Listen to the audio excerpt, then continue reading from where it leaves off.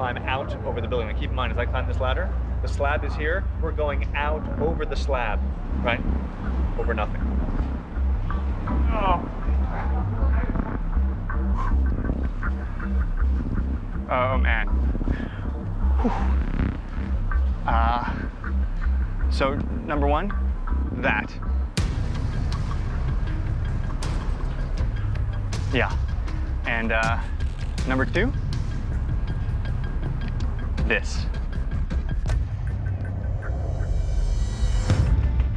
In this episode of How China Works, I'm bringing cameras and questions to places outsiders are rarely permitted to investigate how China is urbanizing.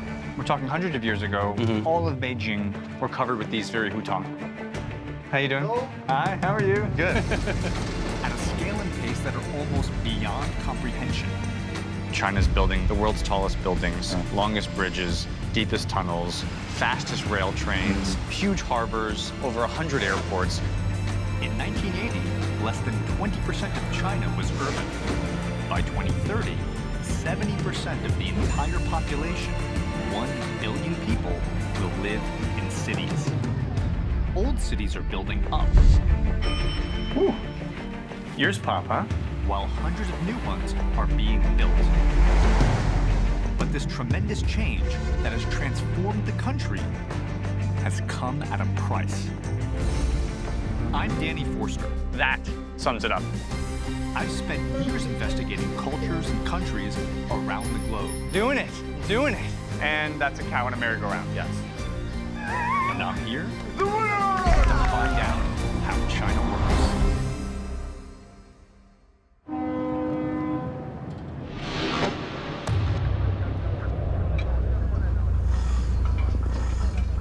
At over 600 meters in the air, I'm at the highest point in China. Ooh. Oh. Oh. You know what just happened? Oh, I gotta look at it again. Oh no! I just looked down at the top of the Jinmao Tower, and as I looked at it, my whole body went like I'm in just a block of ice and sadness. In the late 1970s, China shifted course dramatically. At the time, it was a developing nation. But Chinese leaders resolved to become a global economic force. They put their resources into urbanization, building and expanding cities faster than any country in history. Since 1978, over 500 new cities have been built. And older cities have grown at a shocking rate. Shanghai had a population of less than 12 million in 1978. Today, it's home to more than 23 million people. That's the population of metropolitan London, Madrid, and Singapore combined. In Shanghai's downtown, you can see both China's dramatic growth and its success in joining the modern financial era. What was once a small fishing village has become a thriving metropolis. Shanghai's emerging skyline is emblematic of that incredible change, and it's still growing. Today, they're constructing what will be one of the tallest, most sophisticated buildings on Earth, the Shanghai Tower. Tell me how the inspiration of Shanghai impacted the design of the building. Yeah, the way Shanghai was built is because of the commerce by waterway 100 years ago. So I think the idea to make this tower, it's very dynamic, asymmetric, and somehow represent the nature of waterways. It's this idea that if you live in a city that's got streets that are gridded like rectangles, like in New York, the Empire State Building is always the Empire State Building from no matter where you are. Exactly. But as I move around this tower, as I move around Shanghai, the building will always have a different silhouette, a different look to it. But also, this thing helps a very functional way. When we design a building, we know the asymmetrical shape will help to reduce the wind load. The one thing that makes this building absolutely unprecedented is the fact that you have not one, but you have two facades on your building. The Shanghai Tower's unique double skin creates occupiable public space. We think with double skin, the concept from architecturally is really think it's a vertical city concept. Yeah. So we said that the outer layer of skin is really a boundary of a city district. And the inner layer skin contains each of them 10 to 15 floors. It's about community. You're actually trying to create a community, a Chinese community within the tower, stacked up on top of one another. Now, June, we're sitting here talking about this amazing design. I'm looking at this crazy tall model. But the reality is, you built this thing. That's right. Can we go inside that space? Let's go, let's go. I mean, it's a nice model, don't get me wrong, but I mean, you did build a larger version outside. Wow. It is enormous. I'm now looking at one of the tallest buildings ever built in the world. So what do you think? I think it's stunning. I mean, I really haven't ever seen a building that does what this building does. Shared public space is actually a traditional feature of Chinese cities, just not in skyscraper form. The network of alleyways that wove through much of old Beijing, known as hutong, were a gathering place for residents living in nearby courtyard dwellings. Hutong still exists today, and innovation is helping them keep up with modernization. We're talking hundreds of years ago, all of Beijing were covered with these very hutongs. Everyone lived in hutong housing. Yeah, everyone lived in these alleyways, and their houses were courtyard houses. Hello, how you doing? Hello. Hi, how are you? Show me the way in which you think we can actually hang on to this heritage, but still live in a modern city. Well, if we come right around the corner, I can show you. Come on in.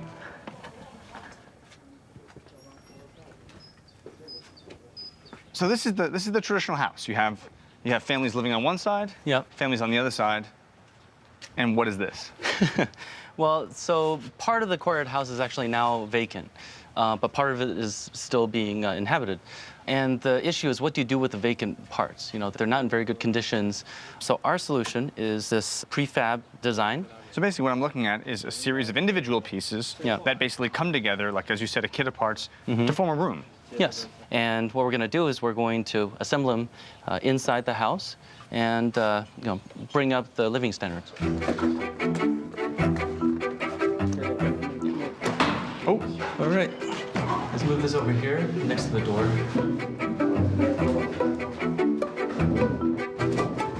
Just slide that in.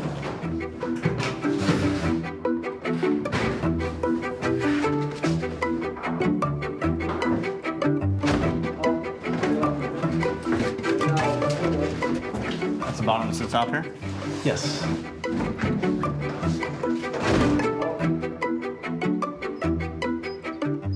And so inside of that, just to be clear, you have all your electricity, you have the lighting already turned on, plumbing is plugged right in. That thing is literally a six-sided object assembled inside the hutong, ready to be lived in. Yeah, when you connect the panels, you're also connecting all the utilities.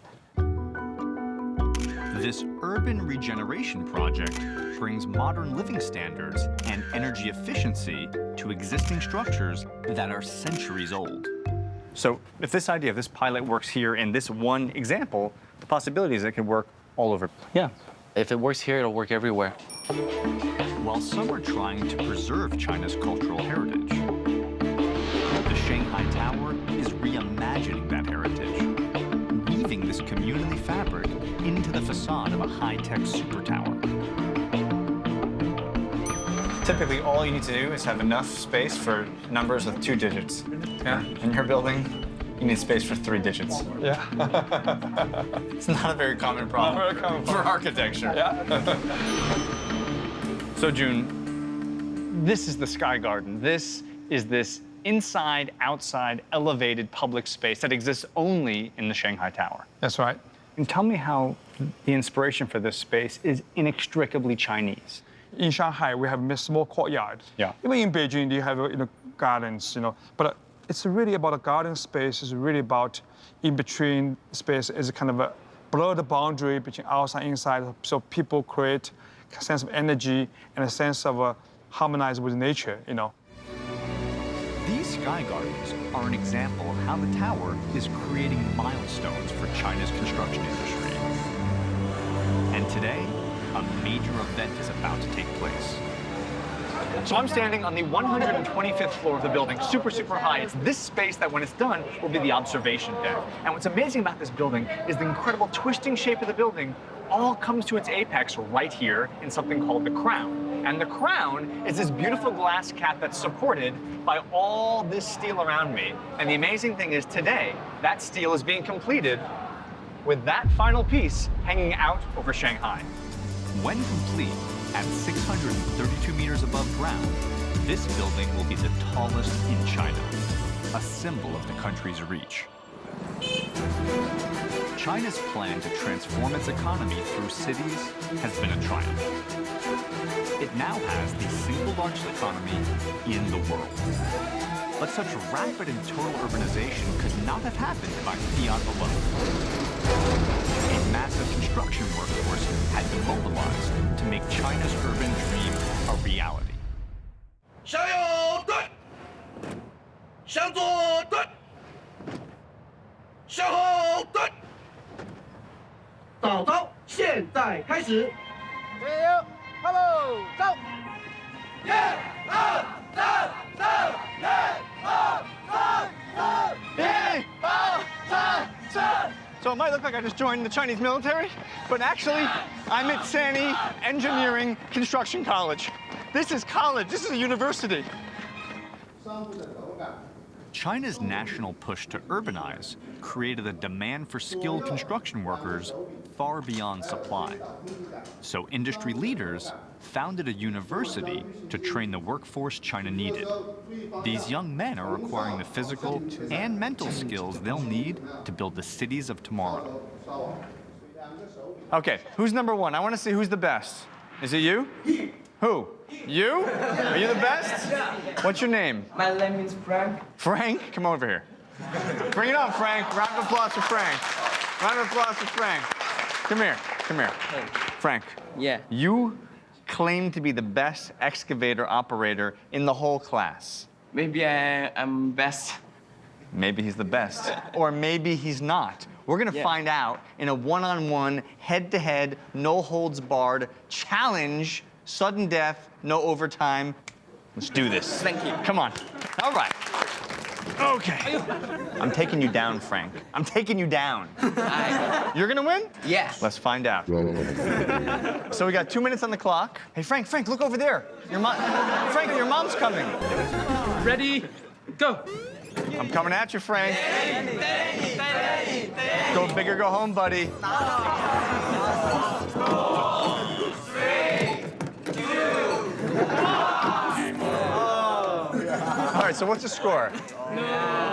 So in terms of the amount of dirt that each of us hauled, I hauled a whopping 2,000 kilograms. Round of applause for me. Frank, 9,300 kilograms. The winner! Champion! When students graduate from this university, they'll join a construction workforce of about 37 million people, ready to operate, repair, and even build the construction equipment that is transforming the country tunnel to tower. I'm here at Sany. Located in Changsha in the Hunan province, these are the guys that build the machines that pump the concrete, dig the foundations, and lift the steel that has powered the single largest construction boom in the world. Now, to put this in perspective, in just 25 years of doing business, Sany has become the largest construction equipment manufacturer in all of China. They build the tallest skyscrapers like the Shanghai Tower, setting a new world record for pumping concrete 620 meters high, along with airports, harbors, roads, and rail, with state-of-the-art machines made in China. As we drive here for the next 10 minutes, that guy's gonna come out. Yes. Then 10 minutes later, that guy's gonna come out. If it's a busy season, yeah. All day, every day. Yes. I can see like maybe 15, 20 people. Yeah. The total here is about 65 people. There are more than 140 robots in this workshop. You actually have more robots than humans. Oh, yeah. And so as I look around this factory, this thing didn't even exist in 2011. That's right. Beginning of the 2011, there was a I think it's a farmer line over here. The transition from rural landscape to industrial hub happened surprisingly fast. After 2008, from 2009 to 2011 was the best time in Sany history. Which is wild, because if you imagine 2009, it was probably the worst economic year for almost any company, for almost every country. Yeah. And yet 2009 was Sany's best year because China was literally building cities at a rate that no one has ever built before. Yeah. Okay, let's back up. In 2008, the global recession hit. Many countries tried to stimulate their stalled economies with tax cuts and spending, but none of them did what China did. They committed a $586 billion fiscal stimulus package, with massive spending on construction, the most ever in Chinese history. We're talking about 40,000 kilometers of railways, 6 million affordable apartments, nearly 100 new airports, and tens of thousands of kilometers of highway. A high-stakes investment that paid off for the country as well as for the construction industry. The way in which things have changed in China and grown so quickly seems to be something that could have only happened in China. What are your thoughts on that? So we work very, very hard. We started from very poor, from the agriculture and society. Yeah. So for us, we need to learn everything. And also, the Chinese people has very strong wish to improve their living condition. Yeah. You know, when I was a child, it's very difficult to feed ourselves. You know? So, Really? yeah, really. But now I'm one of the executives in one of the biggest company. So it's a big change, very big change. So if billion people working so hard and learn so hard, I think so we can make something happen. This massive building boom produced a strong economy, but rapid urbanization comes at a price. After decades of unchecked industrialization, pollution levels in China have reached a crisis point. In Beijing, the air is clogged with between 7 and 33 times more particulates per cubic meter than humans should breathe. And it's not just city dwellers who suffer. Almost 1/5 of the country's farmlands are polluted, as is 3/5 of its groundwater. China's rise has been unprecedented, but it's put its natural resources, its environment, and the health of its citizens at risk. With China's building boom has come disastrous pollution, including smog so lethal, they call it airpocalypse. The government has begun to focus on the problem, declaring war on pollution, and deploying pilot programs around the country to find potential solutions. Dr. Yang? Hey, hi. Nice to meet you. How are you? 今天采样的时候穿的衣服 requisite biohazard suit. This is like straight out of the movie Outbreak. Dr. Yang and his team from the Environmental Protection Agency are testing the water quality of a lake in Tianjin. 其实我们不用穿的这么就是这样防护的。现在这个水质状况已经非常好了。Apparently, Dr. Yang didn't play dress up as a kid and doesn't realize there's the kind of exciting opportunity of just getting into the role. But it's good to be in the moment, you know, to just embrace it. Okay. Okay? Let's go. Let's do it.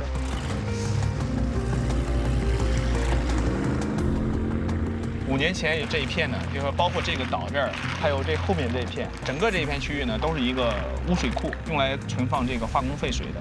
当时呢，就是味道呢非常的大，就是离这儿很远的时候呢，就能闻到那种刺鼻的味道。Smell it? 颜色呢是那种黑的，深黑色的那种。 So in 5 years' time, you've gone from literally a black lagoon into something that may not be drinkable, but it's certainly a heck of a lot better. Cleaning up dirty water helps. All right, Dr. Yang, bring it home. But as China's cities continue to grow, remediation will simply not be enough. The more energy city dwellers use, the more cars they drive, the more pollution they create. Environmentalist Peggy Liu explains the mindset behind China's recent building boom. You know, mainland Chinese culture right now is such that they are in experimentation mode, which means, you know, raise it, build it. It's part of this experimentation, this pilot at city scale model. So this kind of iterative model where you're not afraid to just try. That's right. We're not afraid to try because it's at China cost, which is cheaper. It's at China paced, right? So commercialization, experimentation happens faster. We're innovating at gigascale, as I said. It's amazing. Nobody else is doing it. But urban experiments of that size have global implications. The problem with China is that we're bigger, so we're polluting more as we grow and industrialize. And frankly, we're at a point, the globe, the planet, Earth, is at a point where it can't afford China to pollute at China scale. Real solutions have to prevent the problems before they start, driving growth while putting the brakes on emissions. One solution that moves urbanization forward on a more sustainable track: bullet trains.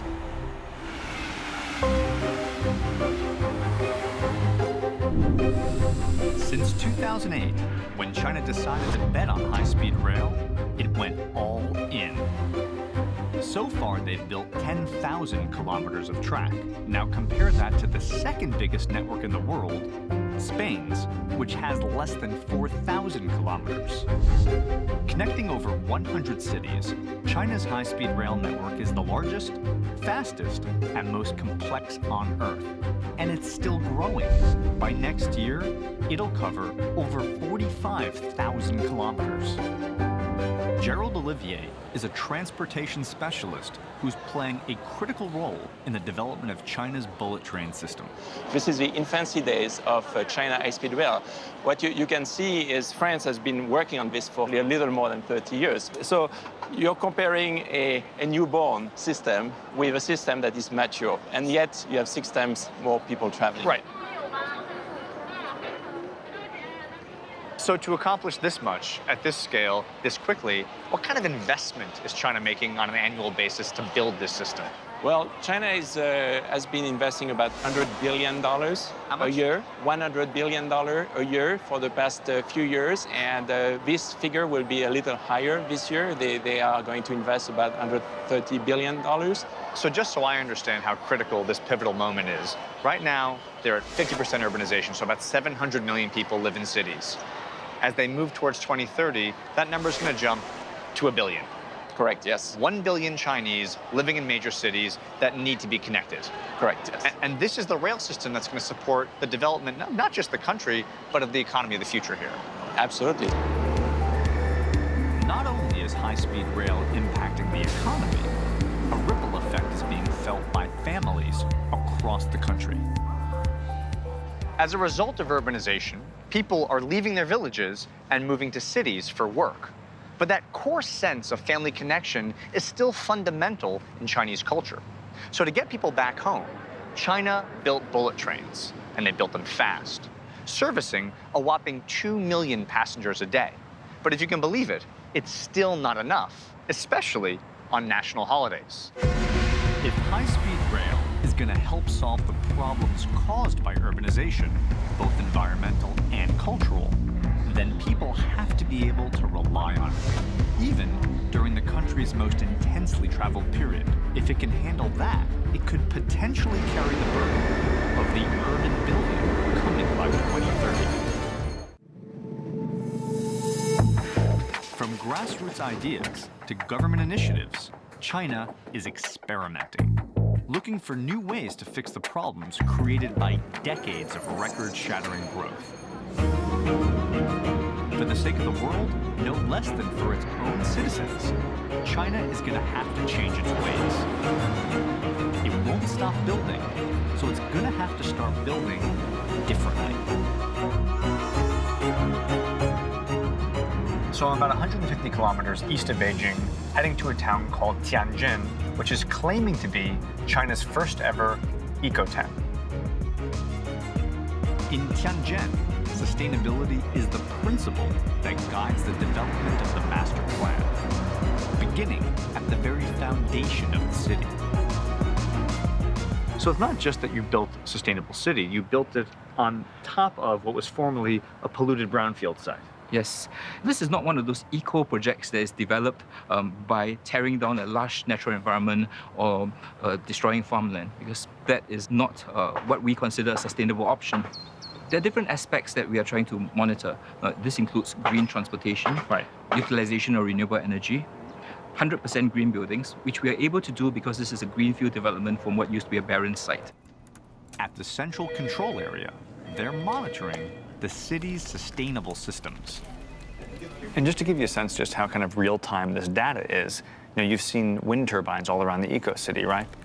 If I isolate just one turbine in one area, you can see that is the amount of kilowatt hours of power that are being produced by that turbine in the city right now.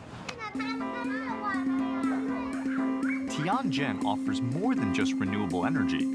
Its core concept is predicated on something called an eco-cell, a roughly 400 by 400 meter area that contains everything a citizen would need: home, work, groceries, school, even a park.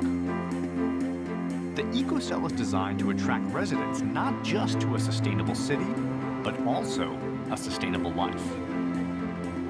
This eco-city, as skeptical as I was, is actually the beginning of an alternative. The housing is here, but it's sustainable housing. But they're also trying to limit the use of the car, increase public transportation, create mixed-use environments, intergenerational housing, all of these ideas that are nowhere to be seen in cities like Beijing. The idea is those cities are working, they're dense, they're intense, but the quality of life is coming down, and Chinese folks want an alternative. Now, will this work? I don't know, but for sure, this is the first time anywhere in China where I'm seeing these ideas in practice. Burgeoning eco-cities will succeed only if their residents can travel quickly to and from larger cities, and they can stay connected to their families back home. Shania Shen is part of a new generation of young people who have left their hometowns in pursuit of greater opportunity in big cities. Today, she's heading home for the holidays. How difficult is it to get a ticket during Chinese New Year? Without the fast train, we had the Chinese train. At that time, there were not that many trains, and we only released the ticket about 10 days before the day you need to departure. So you can't purchase a month beforehand, no way. But now we have the fast train, a lot more trains going, it's faster, more frequency, so it's not as difficult now. Xie. This is us, number 7. Yeah, and it's calling us, we have to go now. All right. Suzhou is 100 kilometers from Shanghai. Now, the trip used to take 2 hours, but on the bullet train, it takes only 30 minutes, traveling at around 300 kilometers per hour. Talk to me about the landscape, because as you look out the window, how has this changed and evolved? I mean, for example, I see cranes, I see skyscrapers, and I imagine this was probably agricultural farmland 5-10 years ago. You're completely right, and that was the part I actually feel quite sad in a way.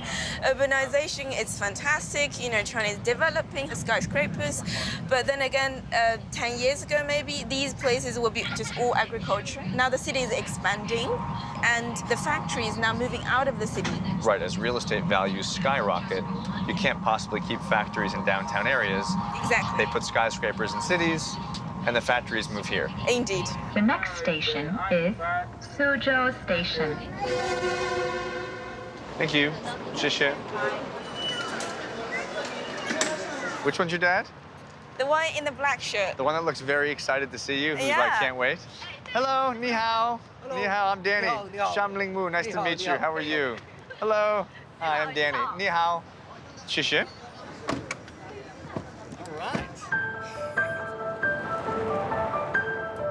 The village is actually not that far from Shanghai, but Shania is welcomed as though she's traveled an incredible distance. Hi, ni hao. And in a way, she kind of has, in terms of how different her life is in the big city. This is my grandma. Hello. Ni hao. Ni hao. My grandma is over 70 years old. This is probably the first time seeing an American guy. I see. So I get to feel special today? You should. This is an awkward moment when I'm forced to be the representative for the American people. But I'll do my best. My dad is saying lunch is ready. He's hungry. Shall we? Let's eat. Yes. Shania's homecoming is a scene that's repeated millions of times throughout China. When new urbanites grab that chance to visit the families they left behind. Especially during national holidays, when China experiences the largest annual migration in the world. So in terms of the rail infrastructure and train usage, is it fair to say that this is the highest traffic day in the year? During that 10-day period, you will have 9 million people traveling every day. And out of this, about 3 million every day on high-speed rail. So yes, it's a very busy period, and this is the highest in the year. So talk to me about capacity of the system. Today, in terms of traffic transported, you have about between 530 to 600 million passengers per year, depending on how you look at it. And you're still very, very far away from the peak capacity. Ultimately, the goal is not to serve the current traffic, it's to serve the traffic of in 10 years, 15 years, 20 years. It's hard to kind of put your head around it, but this moment in China's kind of urbanization, industrial development, I mean, this happened in European countries or in the West quite a while ago. It's a game changer. You can think of it as setting up the backbone for the competitiveness of China of the 21st century. Doing it right will make an immense difference in terms of China's productivity, competitiveness, and the way the different cities interact within one another. Building a forward-looking rail system and sustainable cities of the future is not just a matter of planning, it's also about execution, which means China's young construction industry will ultimately determine whether this country's massive urban experiment is a success.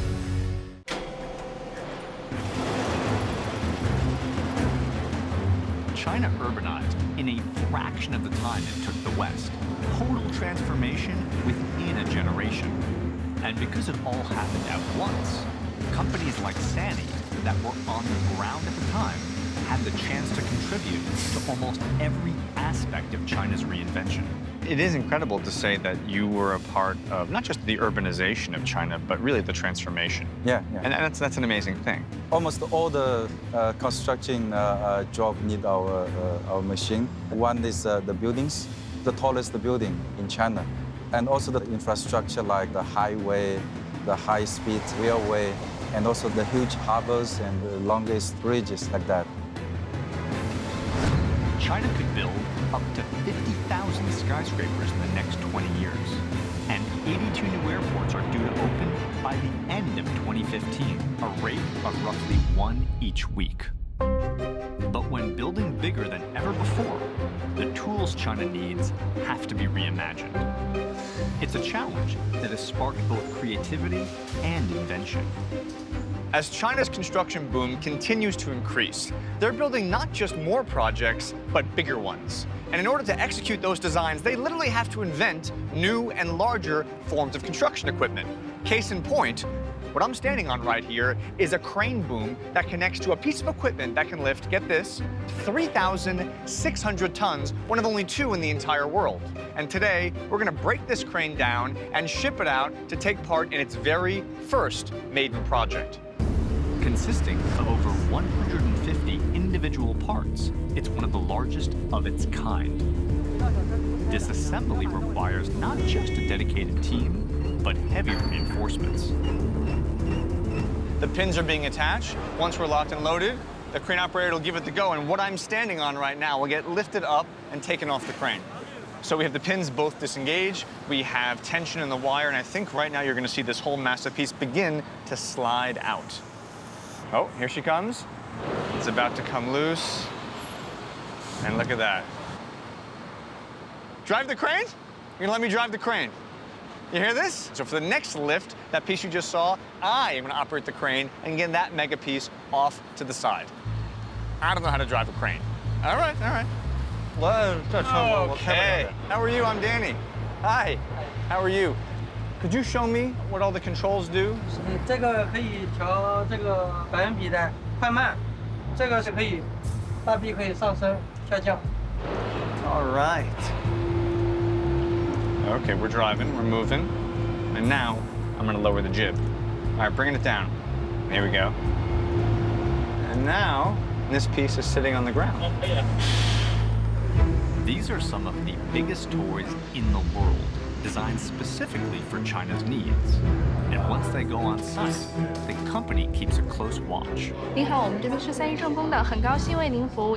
看到这里面的工作人员，就是我们在总部的部分的2线服务工程师。 And right now, they're monitoring SANY equipment in different cities all over China.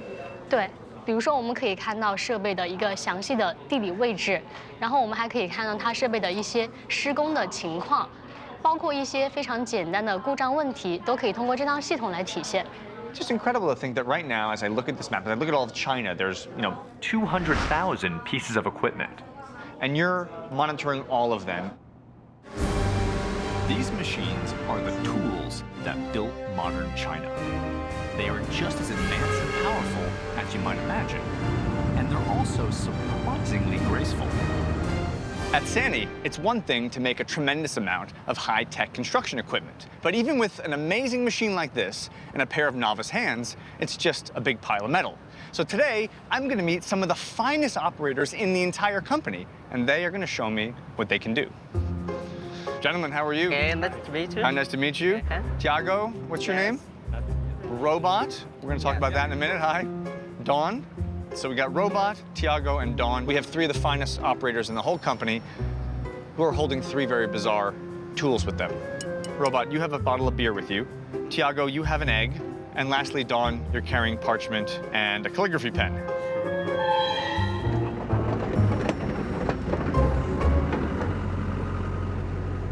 Really good crane operators tend to talk about the bucket or the jib as an extension of their arm, but this is really going to put that to the test when he's literally going to try and write not just cursive, but beautiful calligraphic kanji letters.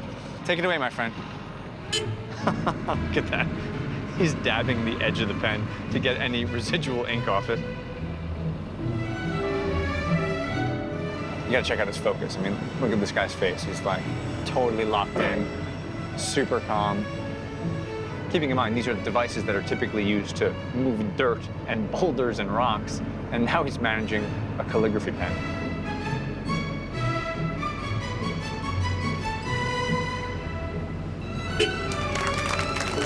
That was amazing. That was really incredible. Quality changes the world, huh? In kanji with an excavator.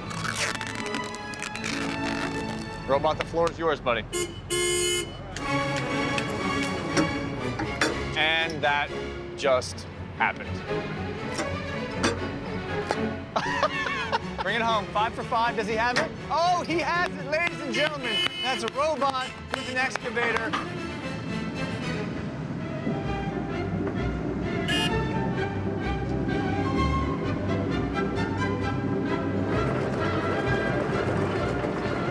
That's craziness.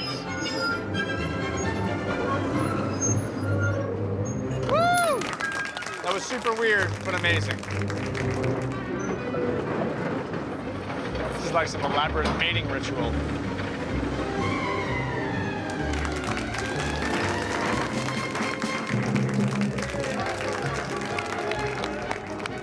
Well, there you have it, the big finale.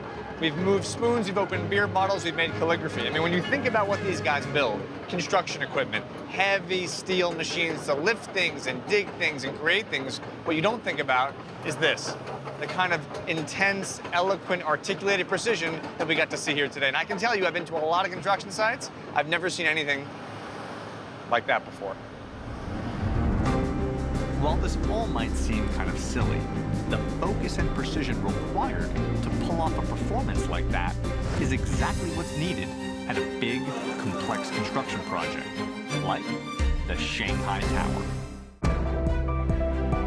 If China's incredible growth and economic success need an illustration, look to its skyline.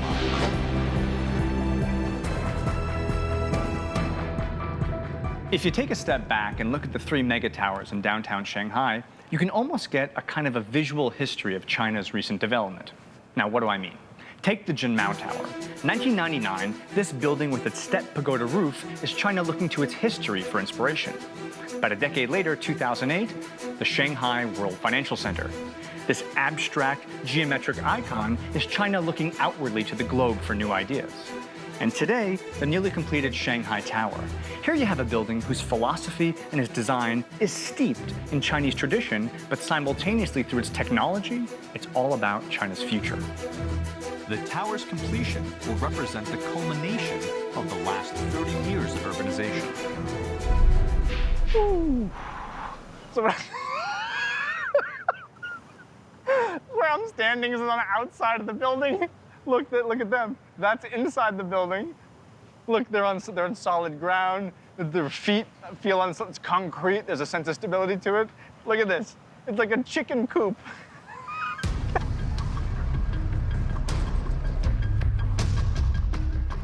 I mean, if ever a picture explains everything I'm trying to describe, it's that. That piece of steel hanging right there is hanging above the Shanghai World Financial Center. That sums it up. Whew, okay, let's install some steel, boys. Let's define a skyline, huh? Let's redefine the skyline with the completion of an icon, huh?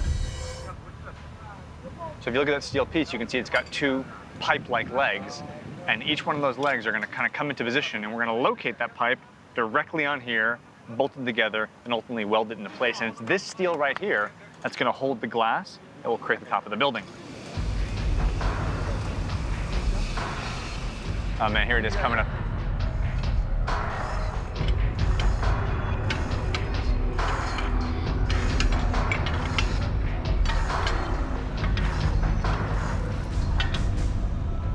I mean, that's just hands down one of the craziest things you'll ever see on a construction site.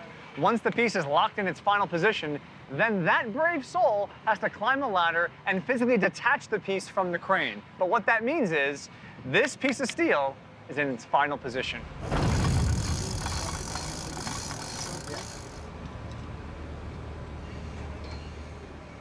That was very, very impressive, sir. Shanghai Tower is a gorgeous symbol of China's progress, but it's not an empty symbol. Created with the most sophisticated digital technology in the world, it incorporates cutting-edge sustainable systems and pioneers the vertical urban courtyard in every way, architecturally, environmentally, culturally. And it doesn't just symbolize progress, it redefines it. You know, I have to say, I've been given an amazing opportunity. For the last 3 months, I've got to travel all over China and get a really unique perspective on this country and the culture. I've got to be in a classroom meeting the kids who will be building the Chinese cities of the future. I've got to travel at Formula One speeds in their new high-speed rail network. And I got to climb over 2,000 feet in the air and get an incredible view of the Shanghai skyline. Oh, my whole body went. And one thing is clear, urbanization, right? It's happening, and it's impacting really every layer of Chinese society. At the macro scale, think about cities. They're building more and denser cities than anywhere else in the world. There's a construction manufacturing company creating a new excavator every 10 minutes. And in terms of high-speed rail, they have laid more track here in the last 6 years than any other Western country in the last 50. We know urbanization creates wealth, but it also creates problems. And as fast as China is building their cities, they're also working to stop some of these problems. Think about the Tianjin Eco-City, a master plan designed to roll back carbon emissions. There's a grassroots effort to preserve the hutong and hang on to that original texture that made Beijing what it was. And there are skyscrapers with green, sustainable spaces located literally thousands of feet in the air. But for me, the question is this. China is working to raise their standard of living, but in doing so, can they preserve their quality of life?